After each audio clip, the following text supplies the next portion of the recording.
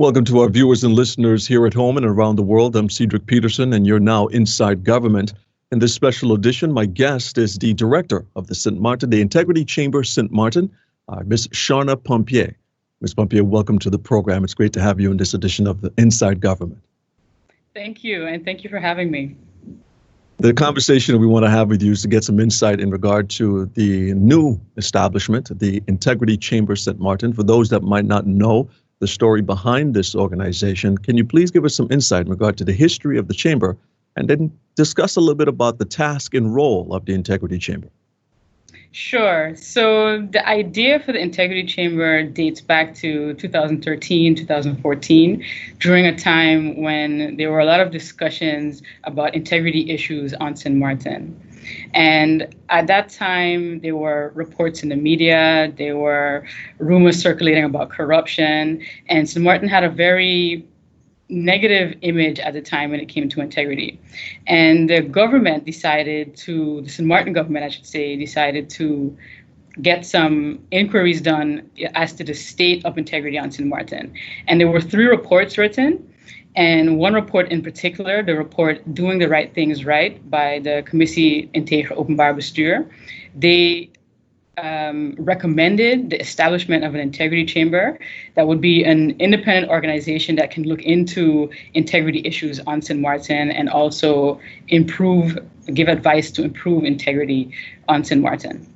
Okay, so let's now look at the role and the tasks of the Integrity Chamber. What exactly is it that the organization focuses on? So the role of the Integrity Chamber, like I said, is to improve integrity on St. Martin, and we have 3 main tasks. Our first task is to give advices and proposals on procedures to improve integrity. The second task is to investigate suspected misconducts of integrity within government and within government entities. And the third task is to create awareness on the importance of integrity in the community. Why is integrity important? That's a good question. Integrity is important because integrity builds trust. Integrity builds trust between government and the citizens. It builds trust between government and its international partners with potential investors. Without that trust, government can't function as effectively as it would want to. And if that's not the case, then the whole island, the whole country would suffer as a result from that. So integrity is very important. How does one look at it personally? Because one can easily look at this interview and say, oh, that has nothing to do with me as a citizen. No, that's a government thing. That's an organizational thing when it comes to integrity. They should deal with that. How should a citizen view themselves in relation to the topic of integrity? That's a good question. You know, integrity is everybody's role.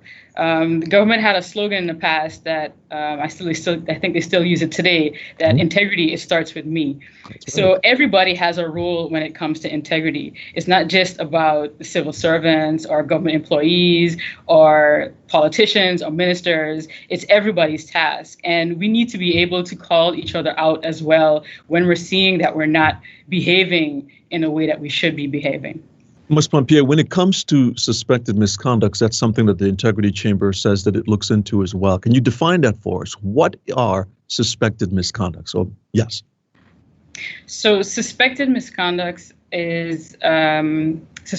are any inappropriate or unacceptable behavior within government or a government entity.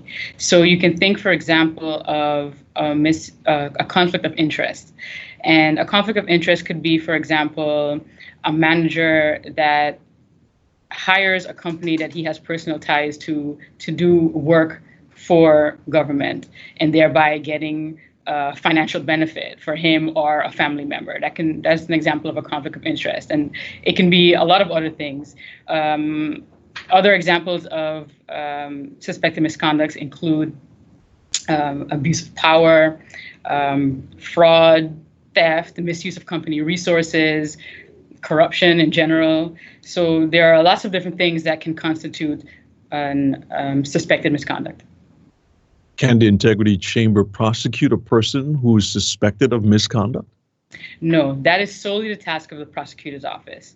In fact, the Integrity Chamber doesn't do any criminal investigations and it doesn't do any personal investigations. So when we are investigating suspected misconduct, we are focused on the misconduct and how it could have happened, and more importantly, how to prevent it from happening in the future. That is our task, to be able to then give an advice to improve that situation and, like I said, prevent it from happening. Okay, let's get into the point of reporting when it comes to the Integrity Chamber. Independent body with an responsibility to answer to who? Go within government, within parliament? How does that work when it comes to the protocol and the authority that you guys have as a chamber? That's a good question. The Integrity Chamber is independent, like I said, and that's very important because it allows us to be impartial. So we do not report to the government. We don't report to any of the ministers. We don't report to Parliament. Me, as the director of the Secretariat, I only report to the 3 members of the Integrity Chamber. When it comes to the makeup of the chamber itself, help us identify who are the key stakeholders involved, the players in regard to the Integrity Chamber. Can you identify them for us? Yes. So the Integrity Chamber has 3 members. Those members are our president, Ms. Rian Vogels, Mr. Hans Lutter, and also Mr. Raphael Boosman. And the members are supported by a secretariat. The secretariat currently has 7 employees, including myself, and we are responsible for the day-to-day operation of the Integrity Chamber. And we also have a supervisory council that looks into specific tasks, or overlooks, I should say, specific tasks of the Integrity Chamber. Okay, go more in depth in regard to that, in regard to the role of the Supervisory Council. Can you elaborate for us on what their role and responsibilities are? Sure. The Supervisory Council has a very important role when it comes to looking at the... I need to start that over. I'm so sorry. Okay, let's take it on the question. And we go in. You ready? Yeah, I'm ready. Okay, let's take it on the question, and we go in 3, 2, 1.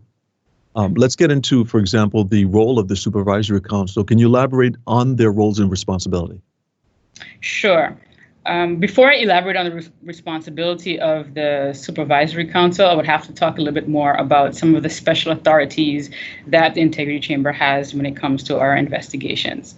So the Integrity Chamber, when it investigates a suspected misconduct, the first thing that we would do is request information from the government or the government entity that we're looking into.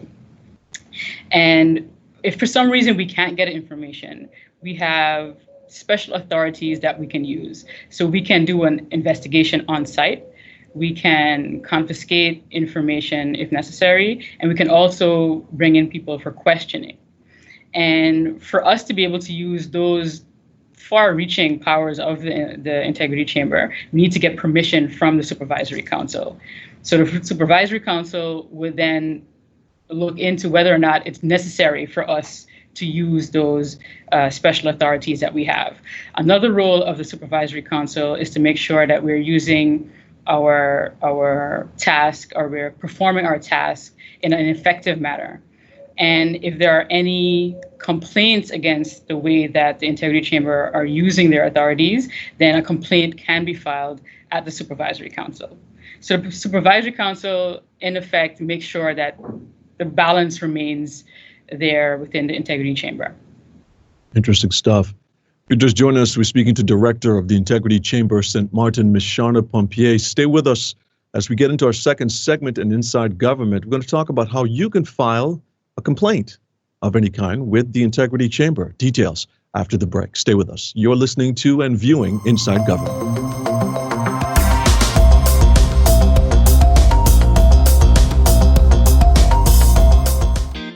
Littering disrupts our progress as a nation, causing irreversible social, environmental, and financial damage. Our tiny nation must fight the harmful practice of disposing waste items anywhere and everywhere. The Ministry of Romi encourages environmental pride by our residents and respectful use of the environment by visitors. This helps to keep our island clean. Littering causes harmful effects to our environment, such as trapping and poisoning of endangered animals, contaminated water that affects and kills marine life, potential fire hazards, destruction of vegetation in natural areas, transmission of germs which could potentially lead to disease outbreaks. For example, disposing of used face masks in the environment can aid in the spread of the COVID-19 virus. We can avoid permanent damage through very simple changes. Cleaning up after yourself in public spaces. Encourage others to do the same. If there are no waste bins in sight, take the garbage with you. Clean communities have a better chance of attracting businesses, residents, and tourists. Let us foster the change we want to see and lead by example. The Ministry of Romi encourages environmental pride. It's an island thing. Dispose in a bin.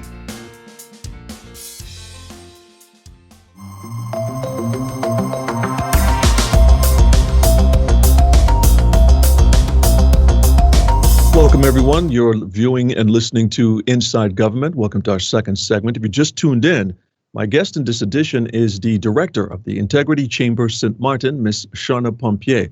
Shauna, we left off talking about the role of the Supervisory Council, and we kind of teased about the ability to file a notification with the Integrity Chamber. How is this possible? How can one get that done?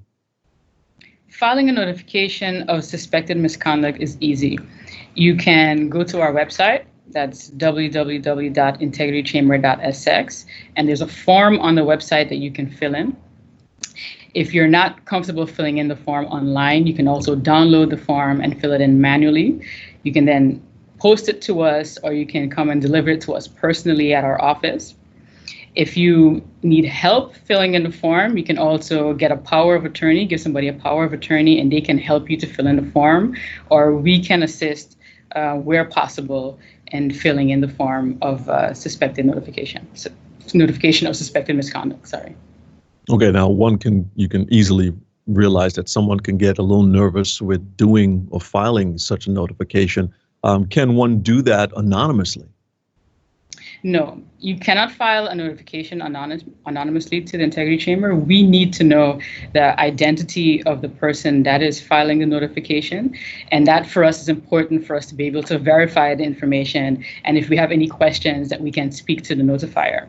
However, we treat information with strict confidentiality. So all information that comes to the Integrity Chamber also stays with the Integrity Chamber, and we won't share the identity of the notifier to the government or government entity without the permission of the notifier.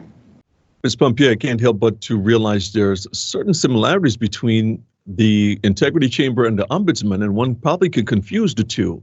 Is there a difference between the Chamber and the Ombudsman of St. Martin? That's a very good question, and a question that I think that is on a lot of people's minds. What are the differences between the Integrity Chamber and the Ombudsman? I'll start with the Ombudsman. The Ombudsman defends the Constitution and protects the rights of the citizens. So if you as a citizen feel like you're being treated unfairly by government, or if you filed a request to government and you're not getting an answer, then you can send a complaint to the Ombudsman, and the Ombudsman can look into that and advise the government accordingly. That's not what the Integrity Chamber does. The Integrity Chamber focuses on misconducts. So there has to be some inappropriate behavior or unacceptable behavior taking place in order for the Integrity Chamber to investigate what's happening. And anybody can do that, file that notification, like I mentioned before. So it can be a citizen, but it also can be an employee of the government-owned company or a civil servant who sees that something is not going correctly. They can file a notification of that misconduct to the Integrity Chamber, and then we can look into it. Go ahead. Another difference with the Integrity Chamber and the Ombudsman is that the Integrity Chamber also looks into misconducts by government companies. So that's GB, Telem, the airport, the harbor, for instance. And we can also, based on the results of our investigation, give a binding advice to government or the government entity that they have to follow. Realize one of the roles and responsibilities of the Integrity Chamber, Ms. Pompier, is the advice and proposal. So the Chamber advises and proposes. What are the difference between those two, and when does the chamber administer their advices and proposals? So the difference between an advice and a proposal, the name says it already, actually. So in an advice, we would advise the government or a government entity on what we think they should do and how they should do it. And a proposal would just be more of a procedure that we say, hey, we propose that this procedure be implemented, for example. And how do we do that? So that can be done at the request of government. So the prime minister can request an advice or proposal, the responsible minister can request an advice or proposal, and Parliament can also request an advice or proposal. And on top of that, we can do that on our own accord. So if we feel the need to give an advice or to present government with a proposal, then we can do that as well. When it comes to more information that one can, if they want to find or get more information about the Integrity Chamber, how can one do so to get up to speed in regard to the functioning of this particular entity? The best place to go for information on Integrity Chamber is to our website. And we have lots of information on there. You can find out some of what we've been busy with. We, for instance, came up with 2 advices last year, an advice on the SSRP and advice on the gift policy for ministers, and you can find that on our website. You can also find information about filing a notification and other information about suspected misconducts and whatever it is you might want to know about the Integrity Chamber. Ms. Pompier, as we're closing out in our interview here, just where can one get more information about the Integrity Chamber if one's interested in finding out more about the organization? So the best place to get more information on the Integrity Chamber is on our website. Like I mentioned before, that's www.integritychamber.sx. And on our website, you can find information about what we're doing. For instance, we came up with 2 advices in 2020, one on the SSRP and one on the ministerial gift policy. And those can be downloaded from our website. You can also find more information on the suspected misconducts and how to file a notification and anything else that you might be interested in. Great. Ms. Pompier, thank you so much for taking the time to talk to us, to provide you now with some final words that you might want to share with our viewers and listeners as we close out this edition of the program.